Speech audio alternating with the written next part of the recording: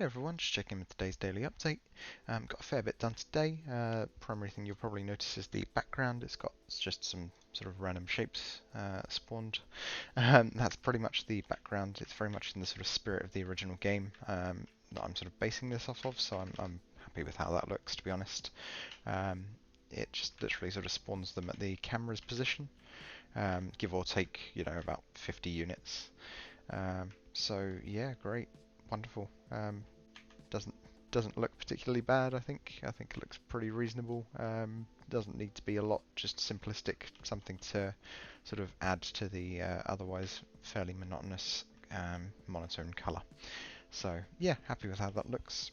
In terms of level design, I came up with a system to sort of more easily transport things from my book into the actual screen space. So this level here, for example, if I pull up this from here, this is just me sort of drawing it. This literally took me about 10 minutes to draw, and it's just an extra layer on this.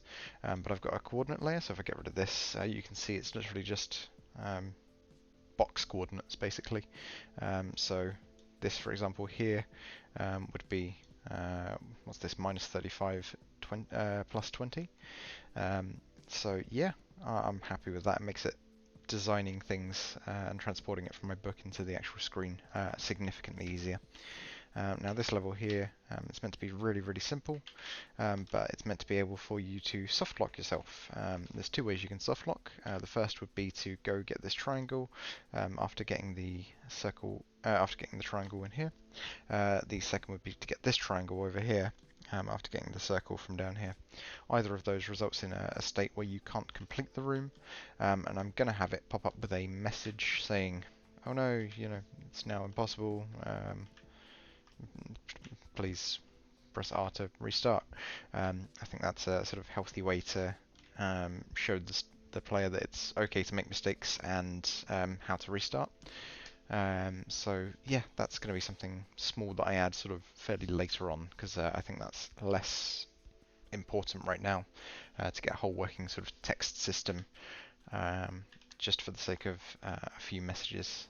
That will likely come later when I create a menu, but it's okay for now to just be, something that's implied. Now this level here, so primarily I want to sort of show off the force boxes and sort of how they function, which seems to be working fine. I did change part of the way that the force box works. So this triangle in the middle, it's actually always now on the base position of the object, and it always shows, always sort of scales within a sort of set amount, so to speak, so it can't go beyond a certain size, and yeah, I think that sort of helps make it look, better than it otherwise would. So yeah, this is the 5th level. Now there's a bit of an issue with pucks at the moment in terms of how they shoot out. I'm just not happy with it. They shoot out far too aggressively and slow down way too quickly. So just some tweaking there that needs to be done, I think. And I also want to make it so that the puck boxes are sort of immune if you fire on top of them, because as you can see, they're not. And that is something I consider a problem. But yeah, this room's meant to be sort of showing off just the puck, how to use it. Very simple sort of mechanical things. It's all fairly sort of self-explanatory. And I think it's the sort of thing where if you just get to play around in the room enough, you'll figure out everything on your own, and that's kind of the point of all of these rooms. These are meant to be the sort of tutorial levels.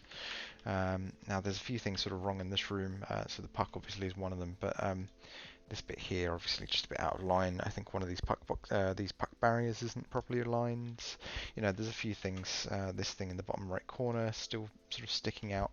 I think the camera's maybe 1 pixel too high. There's a few things going on here, but nothing sort of insurmountable. Just a job for tomorrow's me. Outside of that, I think today I got some work done on my checkpointing system, so you can sort of checkpoint a lot easier now than you could before. or in terms of how the game processes it, it's like it doesn't sort of respawn triggers, and it's better at sort of storing your state when it sort of checkpoints it in the camera and such.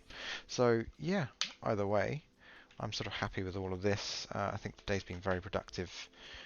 There was one more sort of thing I wanted to add to this room that I didn't get to do sort of finish off quite yet. So if you can see these sort of green squares, the way it looks in game is like this this arrow here. Um, Obviously provided a color, and it's meant to be that it's sort of on spawn it will it'll sort of track, you know, the number of objects around it. So say this is an object and this is an object, it's like, okay, I've got two objects touching me, and if then one of those disappears and it's only got one touching it, it'll sort of self-destruct. But unfortunately the code where it's detecting things on spawn isn't quite working yet, and I'm not entirely sure why. So you know, that's something for me to fix tomorrow. But either way, again, another job for tomorrow's me. Outside of that, there's a few tweaks I want to make to the player character. I want to make it so that they squish a bit faster, and that they have higher initial speed. So you can see if I press Z, I move, but I move very, very slowly. When I compared it to the original game, it's dramatically slower. So I want to make that just a bit faster at base, and then yeah, I think that'll be really, really healthy. So either way, I think that's all for now. Thank you so much for watching as ever, and I will see you tomorrow.